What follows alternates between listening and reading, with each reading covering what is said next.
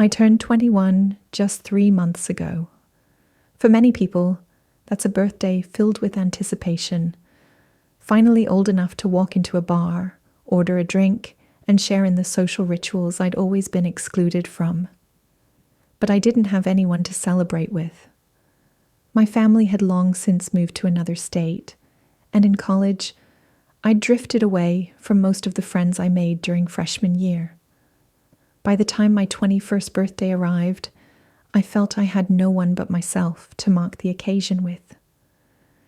That loneliness lingered in my life, and on one fateful Friday night, it drove me out of my studio apartment and into O'Malley's, a bar near campus I'd heard about, but never dared enter before. The place was dimly lit, noisy, and filled with the heady smell of alcohol and stale peanuts. A few groups of friends crowded around tables, laughing and clinking glasses.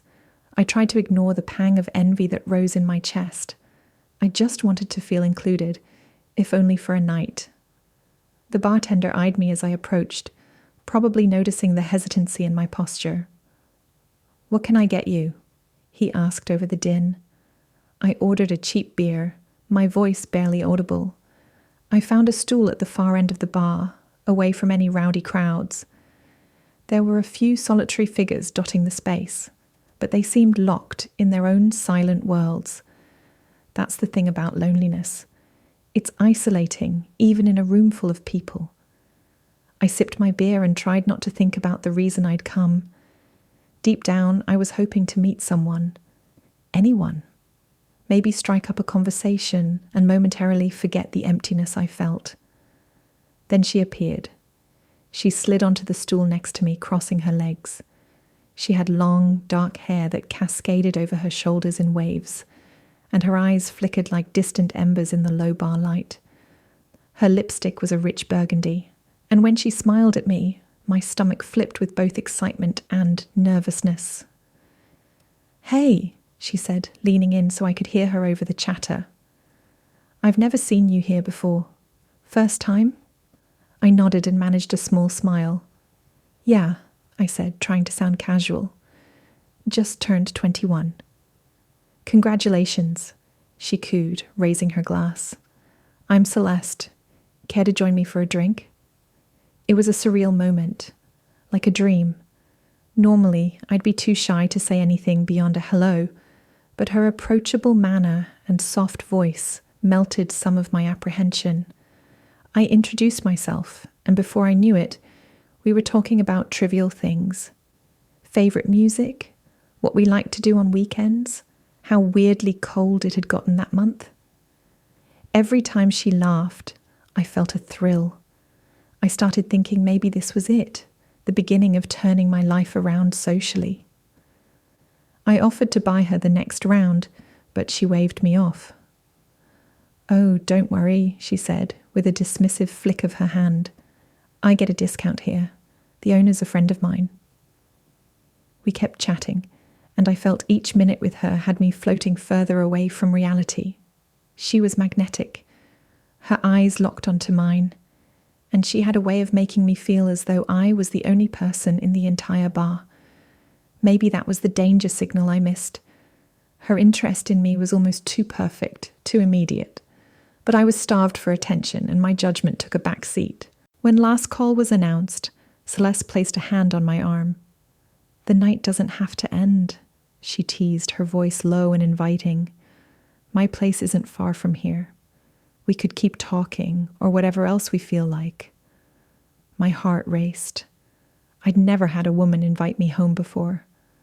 I was half convinced this was a joke, but she insisted, sliding gracefully off her stool and beckoning for me to follow. We left the bar, stepping into the cold night air. The streetlights hummed overhead, casting harsh yellow pools of light on cracked sidewalks. I was buzzing from both the alcohol and the rush of excitement. Her apartment was indeed nearby, only a few blocks away. We walked slowly, my nerves twisting in my stomach. At the door, she rummaged in her purse for the key and said, "You don't mind if my roommate's here, right?"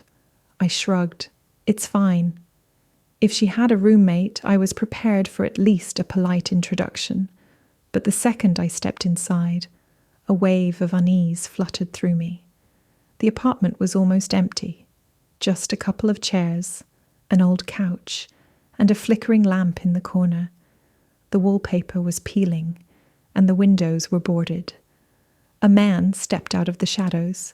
His figure was tall, lean, and cloaked in a dark hoodie. His face was obscured by the poor lighting, but I could see a sneer twist his lips. "This is him?" he asked, his voice low and rough. Celeste nodded, her demeanor changing in an instant. The warm, inviting expression was gone, replaced by something cold and calculating. "You're a dumb kid, aren't you?" she said, her voice dripping with contempt. I froze, blood draining from my face as I realized I'd just walked into a trap. Before I could react, the man lunged at me. A flash of steel caught my eye, a knife, or maybe a blade of some kind, glinting under the lamp. He pressed it against my throat. My breath caught in my chest. I could smell sweat and stale cigarettes on his clothes. "Wallet, phone, keys," he demanded. My hands shook uncontrollably as I fumbled in my pockets. I pulled out my wallet and phone, practically throwing them at him. "Take it," I stammered. He barked a laugh as he rummaged through my wallet, ripping out the cash. Celeste leaned against the wall, arms folded, watching with disinterest. She didn't even look at me, as though I was some pathetic insect beneath her notice. My heart pounded so hard I thought it would explode. "You've got nothing," the man snarled, disgust flickering in his eyes. "Just a handful of dollars." He spun me around, pressing the blade into my back. "What else you got, punk?" He rifled through my coat pockets, pulling out loose change and my apartment key. Celeste approached, her voice dropping to a mocking whisper. "You come to a bar alone? Did you really think you'd get lucky?" Her words cut deeper than I expected, sending a wave of shame over me. Tears pricked at the corners of my eyes, but I fought them off. I felt utterly helpless, like a trapped animal. I stuttered, "But please, just let me go." She snorted. "He's begging." The man in the hoodie let out a low chuckle. "You've seen our faces," he said, his tone ominous. "Too bad for you." I barely had time to register his words before he slammed his fist into my stomach. Pain exploded across my midsection, and I doubled over, wheezing for air. Another blow landed on my head. I collapsed to my knees. The room spun, and I felt a sickening jolt of terror race through me. I was going to die here, in this dingy apartment, all because I was lonely enough to trust a stranger at a bar. Celeste whispered something to the man, and he responded with a curt nod. With surprising force, he kicked me in the side. I gasped, the pain white-hot and blinding. Then he knelt next to me, the blade flashing. I felt a sharp, burning sensation slice across my side, and I cried out. My voice echoed in the near-empty apartment, but nobody would come. Nobody would help me. Time lost all meaning. My thoughts scattered. I remember Celeste rummaging through my jacket pockets again, maybe searching for something else of value. The man spat at me, cursing under his breath. And then everything receded as darkness gathered around my vision. They left me there, bleeding on the worn carpet, the flickering lamp illuminating my agony. My lungs fought for air as I tried to crawl toward the door, but every movement sent shocks of pain through my ribs and abdomen. I'm not sure how long I lay there in a haze of confusion. Minutes? Hours? Eventually, I heard footsteps in the hallway. Someone who lived in the building or was passing by. Summoning every last ounce of strength, I let out a raspy cry for help. The door was slightly ajar. I could see a slice of hallway light. A face appeared, wide-eyed and alarmed. Then, mercifully, I blacked out. I woke up 2 days later in the hospital, bandaged and hooked to an IV. The doctors told me I was lucky to be alive. The police came by, took my statement, and asked for descriptions of my attackers. In my memory, Celeste's face blurred in and out like a half-remembered nightmare. All I had was a first name that was probably fake. The scars on my body would heal in time, they said. But the emotional wound, the betrayal, the horror, the crushing sense of being used, still throbs within me. If I close my eyes, I can still feel the cold press of that blade against my throat. Sometimes, I question my own naivety, replaying the moment I agreed to go to her apartment. I wonder if I'll ever set foot in a bar again, or if I'll remain trapped by the memory of that night. Loneliness can be a powerful motivator, but I learned the hard way. Seeking solace in the wrong place can cost more than you can bear. I survived, but a piece of me died on that apartment floor, left behind in the bloodstains where I'd once foolishly believed I might find a real connection.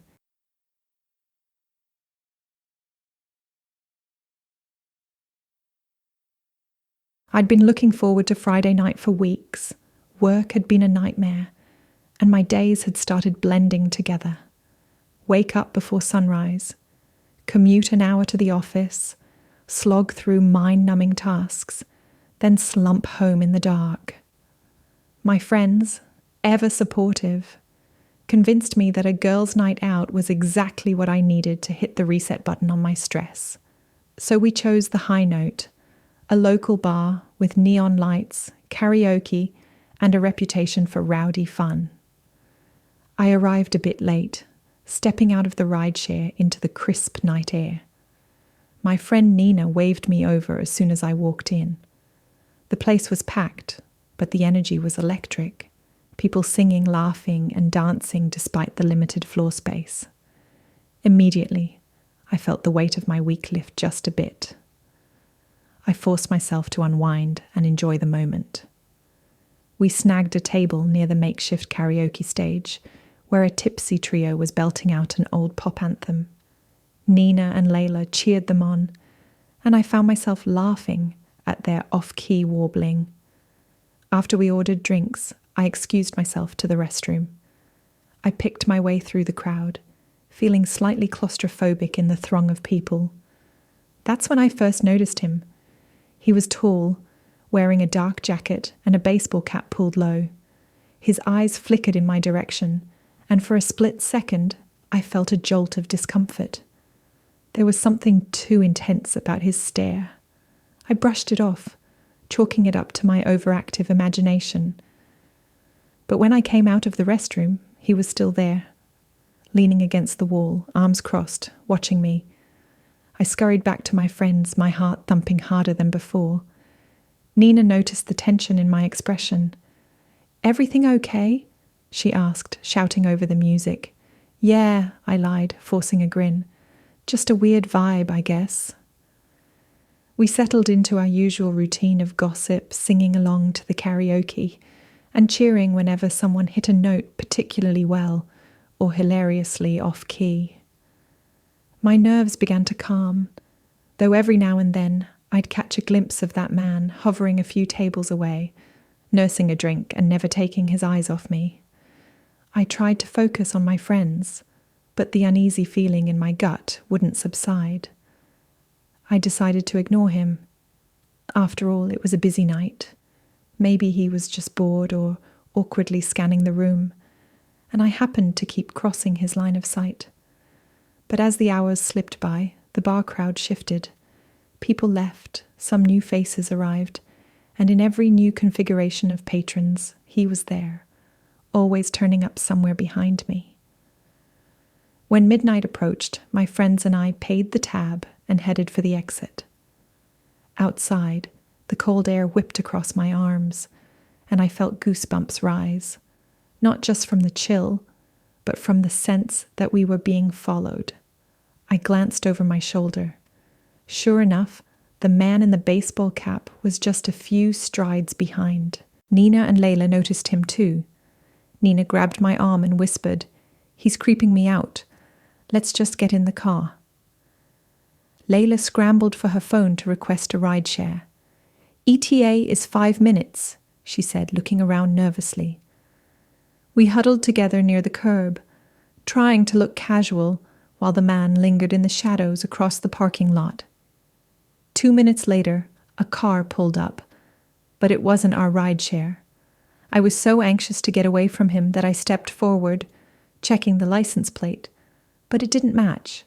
I turned back, and suddenly, his large hand clamped around my wrist.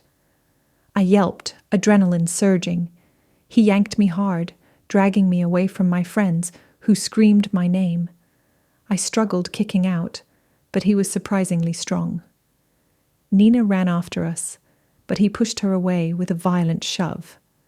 Layla shouted for help, her voice echoing in the nearly empty parking lot. The man hurled me into a waiting van with tinted windows. The last thing I saw before the door slammed shut was my friends chasing after us, their faces a mix of shock and terror. Inside, it was dark and smelled of cigarette smoke. He pinned me down, tying my wrists together with rough rope. My mind raced. How had this gone from a fun night out to a living nightmare in mere seconds? Every cautionary tale about going out at night, every horror story about kidnappers, suddenly felt very real. My heart thundered as I tried to focus on survival. He drove for what felt like hours, but was probably only 15 minutes. Every bump in the road sent me jostling against the cold metal interior of the van. My thoughts spiraled. Who is he? Why me? Where is he taking me? I tried to stay calm, to keep track of the turns, counting them in my head. Left, straight for a while. Another right. But my fear eroded my concentration. Eventually the van screeched to a halt. He dragged me out, rope biting into my wrists. We were at what looked like an abandoned storage facility, rusted gates and padlocked doors lined up in rows. He shoved me into one of the units that was already open. My knees scraped against the concrete floor as I stumbled inside. A single overhead bulb cast a harsh light, illuminating dust motes swirling in the air. I tried to speak, to plead, but he roughly taped my mouth shut. Tears burned my eyes as I realized how utterly alone I was. The desperation was suffocating. He crouched down in front of me, breathing heavily, as though excited by my terror. His eyes were wide and unblinking. "You think you can walk around places like that bar and not be noticed?" he hissed, voice quivering with a strange mix of anger and obsession. "I saw you. I've been watching you." I squirmed, horror pulsing through every nerve. My mind careened wildly, searching for any escape. The door to the storage unit remained partially open, revealing a slice of moonlight outside. If I could get free of the rope, maybe I could run for it. But my hands were bound so tight it felt like my circulation was cutting off. He paced, looking me over like he was evaluating his next step. Then, distant sirens cut through the night. We both froze. Blue and red lights flickered against the far wall, dancing like ghostly apparitions. The look on his face shifted from triumphant to panicked. In an instant, he grabbed my arm, but the sirens were getting louder. I heard voices shouting in the distance. Police, maybe. I had no idea how they found me, but I silently thanked every higher power I could think of. My captor hurled me backward, and I slammed into a stack of boxes, my shoulder throbbing with pain. A moment later, the door burst open, and beams of flashlights cut through the dark interior. The man tried to flee, but the police intercepted him. Chaos exploded. Shouts, scuffling, hands grabbing at him, forcing him to the ground. I collapsed in relief as an officer knelt beside me, carefully removing the tape from my mouth and untying my wrists.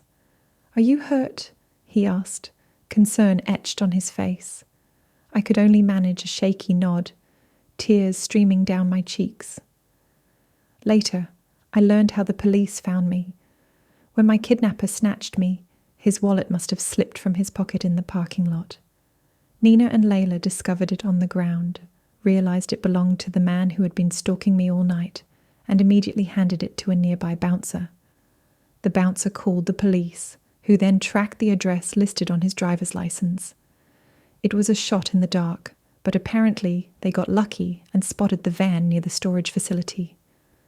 Reunited with my friends, the three of us sobbed outside the police station, hugging each other so tightly we could barely breathe. The night we thought would be carefree and fun had nearly ended in unimaginable horror. I still can't quite piece together how quickly it all happened. One minute we were laughing at karaoke, the next I was tied up in some dingy storage unit. I'll never forget the moment that man looked into my eyes and told me he'd been watching me. Even now, weeks later, I feel phantom sensations of that rope around my wrists, and I wake up drenched in sweat, certain I can hear the van's engine growling. Therapy helps, my friends' love helps, but it's a trauma that won't vanish overnight. If there's a silver lining, it's that I was saved. We managed to outsmart him, or rather, he made a careless mistake. And the police, who sometimes get a bad rap, acted swiftly and decisively to bring me back to safety. I'll always carry gratitude for Nina and Layla, who kept their heads in the middle of a crisis and did everything right. I can't say I'll ever feel totally secure going to a bar again. The memory of his predatory stare will probably always be in the back of my mind. But I'm alive, and I'm surrounded by people who love me, and that's something I refuse to take for granted ever again.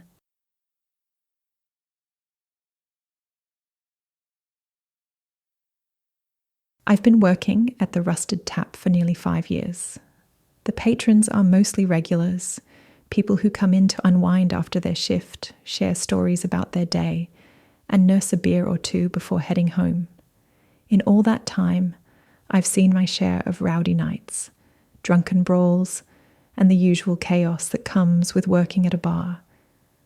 But none of that compared to the terror I faced one night when I was closing alone. It was a typical late shift, and I was in charge of locking up. The boss had left around midnight, trusting me to handle the last hour on my own. I didn't mind. I actually liked the solitude once the final customers left.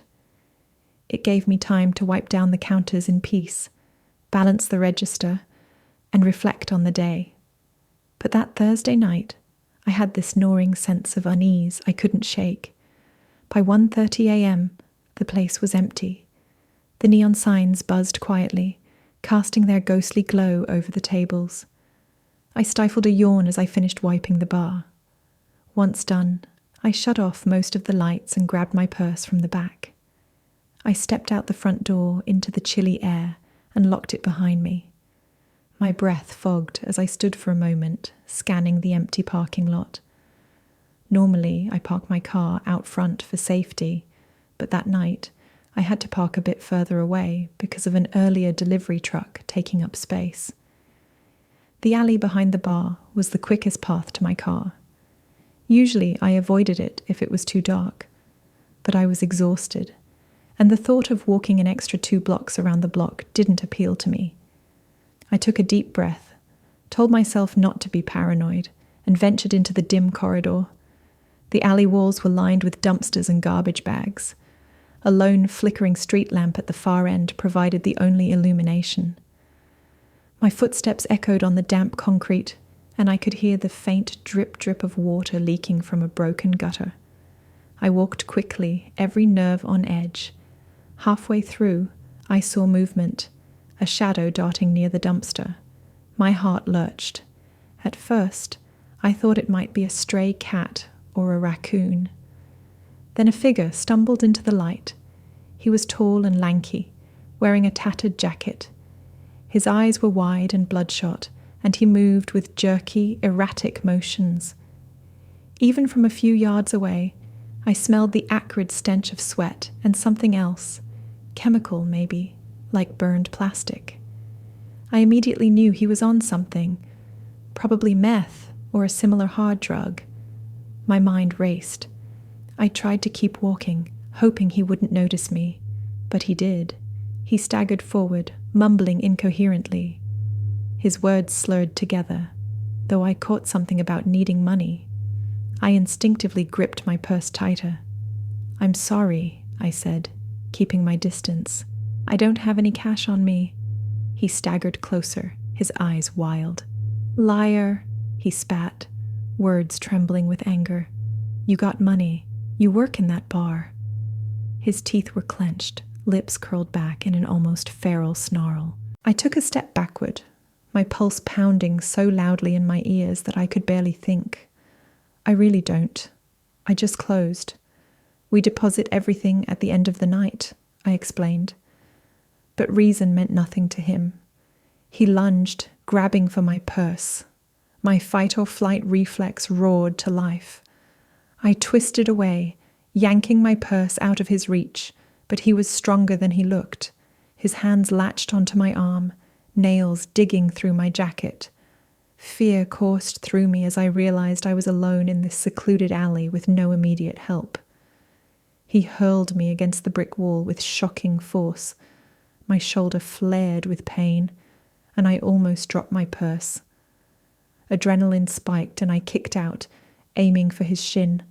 My foot connected, and he stumbled, letting out a shriek that echoed off the walls. But the blow enraged him more than it deterred him. He swung at me with a wild fist, catching my jaw. The impact rattled my teeth, and I nearly fell. I had never been in a serious fight before. Sure, I'd broken up a few scuffles between customers, but that was different. This was a life-or-death situation, and I knew it. The madness in his eyes told me he wasn't just trying to rob me. He was lost in a violent, drug-fueled frenzy.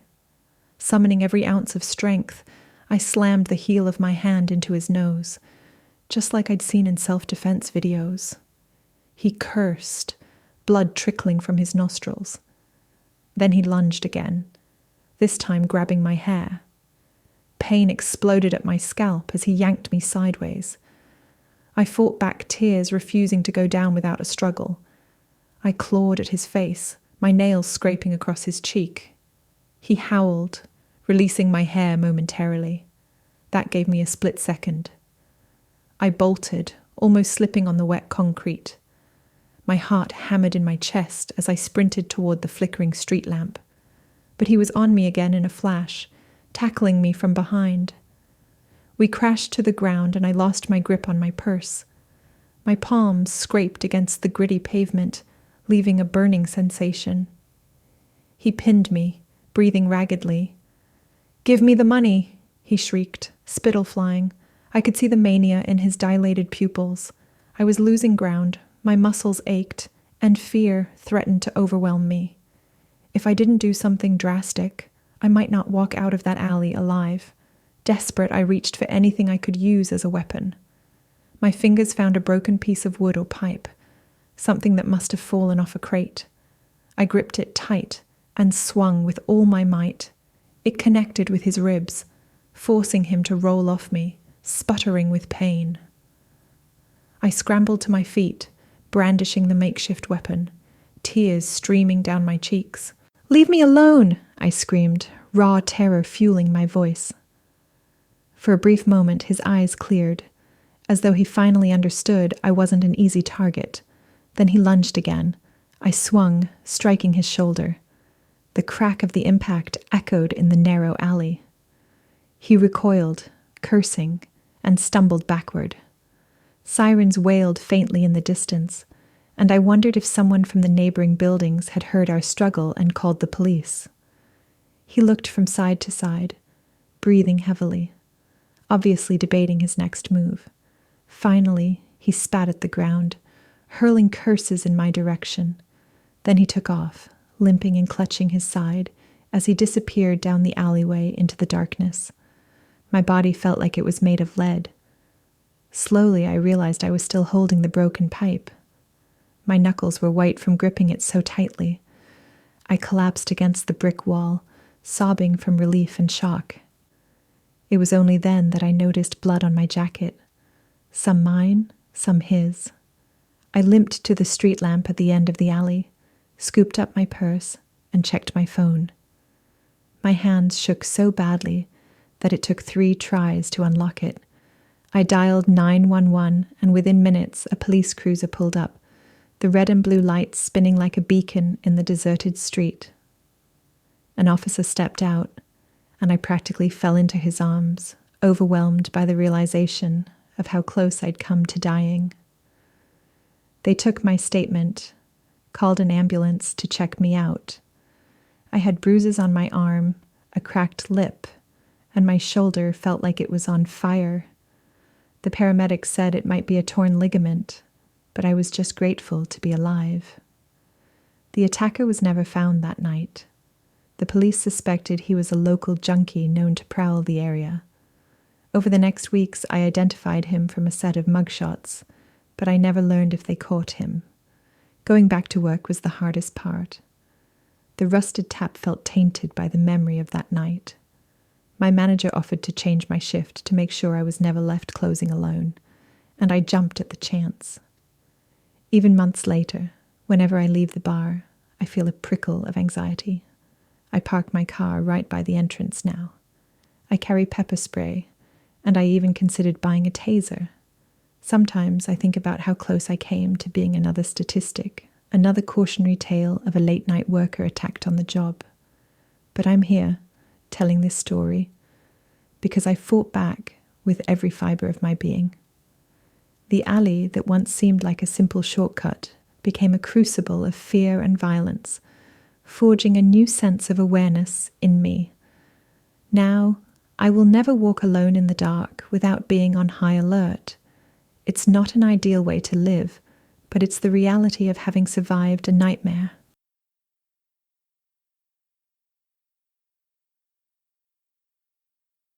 I've always been partial to old-school arcade games, the kind that clang and beep and transport you back to a time when quarters were your lifeline.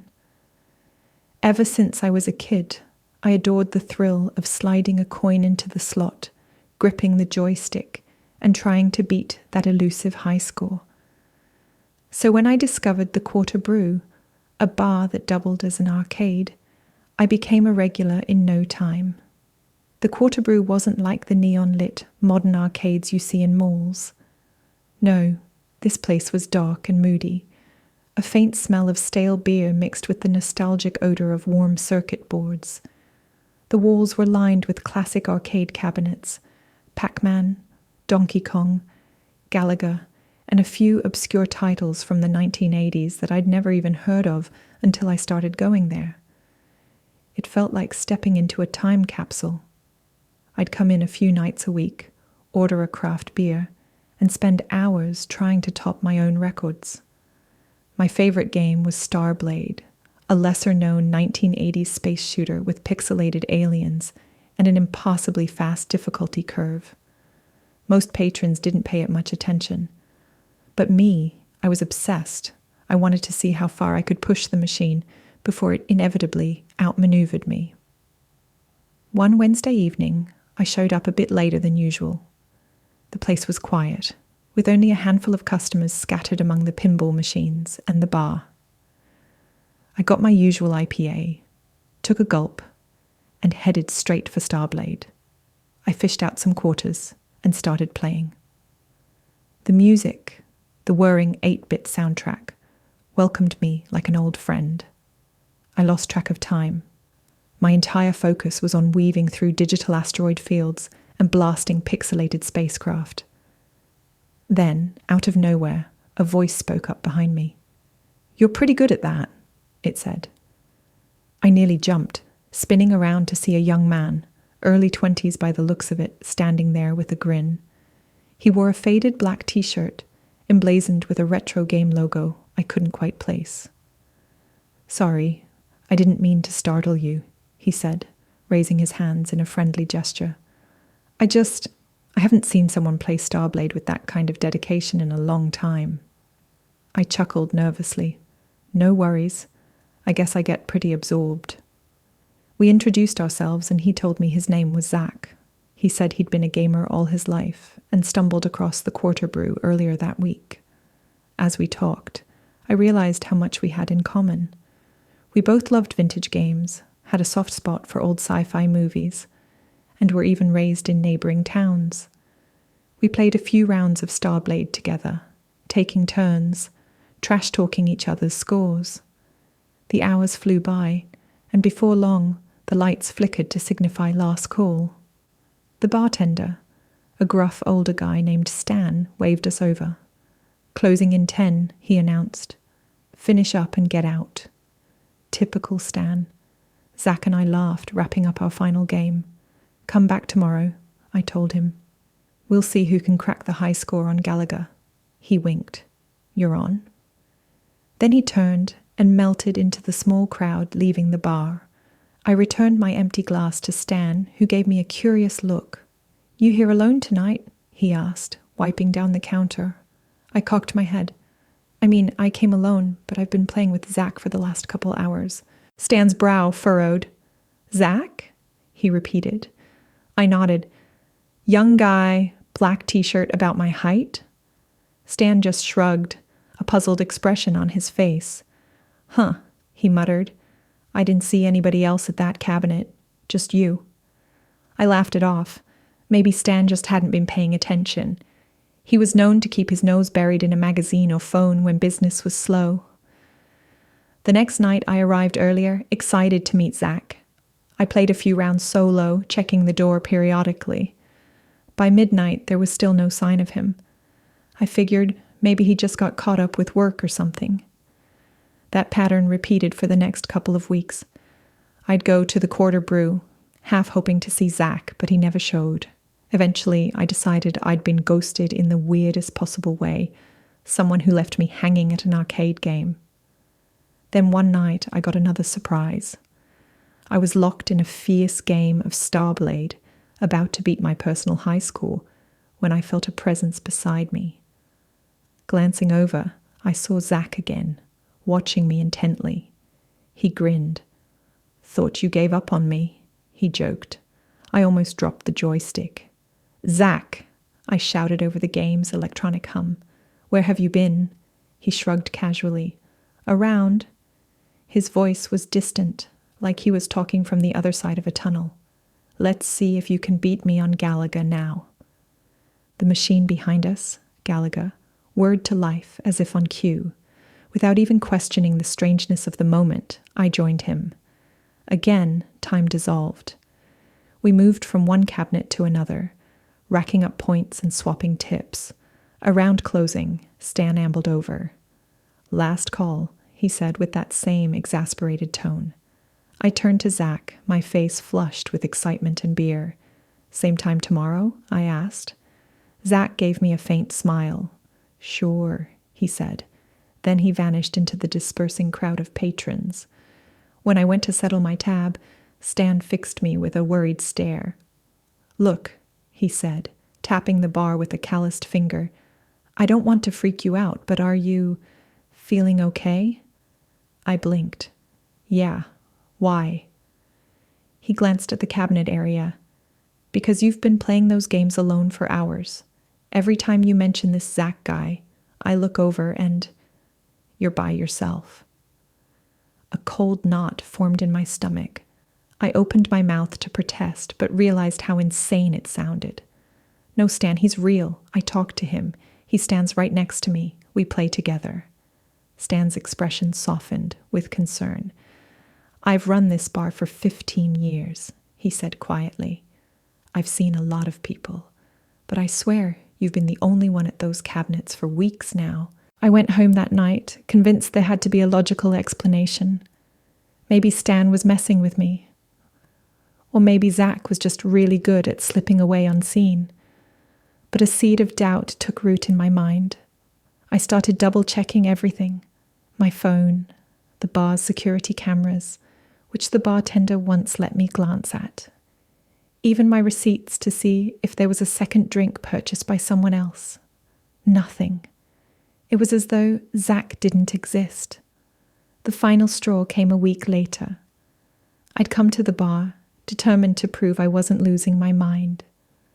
Zach showed up again, just as before, and we played side by side. He told me about an old arcade competition he'd won years ago, how the trophy was still in his parents' basement. I hung on his every word. Then, out of the corner of my eye, I saw Stan staring at me from behind the bar, eyes wide, shaking his head slowly. Something snapped inside me. I left mid-game, ignoring Zach's startled cry, and rushed to Stan. "Tell me right now," I demanded, my voice shaking. "What do you see?" He hesitated, fear flickering in his gaze. "I see you," he whispered, talking to an empty seat. A wave of nausea rolled through me. I glanced back. Zach was standing there, frowning, a question in his eyes. But according to Stan, no one was there. My world tilted. I turned back to the cabinet to confront Zach, ask him who or what he was, but he was gone. In the blink of an eye, the space next to the game was empty. My legs felt weak as I sank onto a bar stool, my mind racing to rationalize the impossible. Had I conjured him from loneliness? Stress? A ghost, maybe? Haunting the arcade like some residual piece of the past? I stumbled out of the quarter brew that night, feeling unmoored from reality. The next day, I checked myself into a mental health clinic. I couldn't tell what was real anymore. Even as I waited in the lobby, filling out intake forms, I kept expecting to see Zach materialize in the corner of my eye. I thought maybe I was hallucinating, or maybe I'd let my obsession with arcade games warp my sense of reality. During my first therapy session, I told the doctor everything. He listened quietly, his pen scratching on a notepad. "We'll figure out what's going on," he assured me. But even he couldn't hide the concern in his eyes. Now, every so often, I wonder if Zach was just a figment of my imagination, a coping mechanism for my solitary nights at the bar, or the manifestation of stress I didn't realize I had. Then again, I sometimes think about how vividly he described his childhood, or the subtle warmth of his presence. Could a hallucination be that detailed? Could a ghost from the 1980s be trapped in that machine, seeking companionship through a shared love of games? I might never know the truth. The quarter brew still stands, its retro cabinets humming with that nostalgic energy. I drive by occasionally, half tempted to go inside and see if Zach is waiting for me at Starblade. But a larger part of me is terrified of what I might, or might not, find. For now, I focus on getting well, on sorting reality from illusion. Yet some nights in my dreams, I see him smiling by the neon glow of the arcade screen, and I wonder if, somewhere, he's still waiting for one more game. I guess that's the question that haunts me. Did I see a ghost, or am I losing my mind? Either possibility leaves me unsettled. But I know one thing for sure. The boundary between the living and the dead, or the real and the imagined, can blur under the right circumstances. And once you cross that line, there's no telling what you might bring back with you, no matter how many quarters you have left in your pocket.